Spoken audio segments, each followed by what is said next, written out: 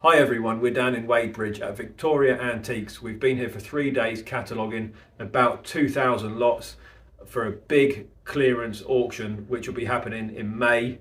The dates will come up on your screen. The link to the website will come up on your screen as well.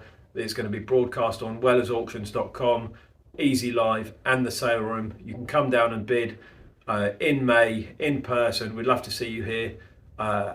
Check out the website, have a good look. See if there's anything you want to buy.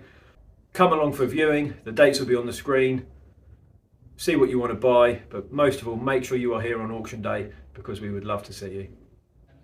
At Victoria Antiques in Wadebridge, there's over 10,000 square foot, all filled with furniture, taxidermy, antiques, collectibles, paintings, anything that you might want to buy at auction. There's just tons and tons of it here, so make sure you keep watching this video because you'll get a great big tour of the whole shop.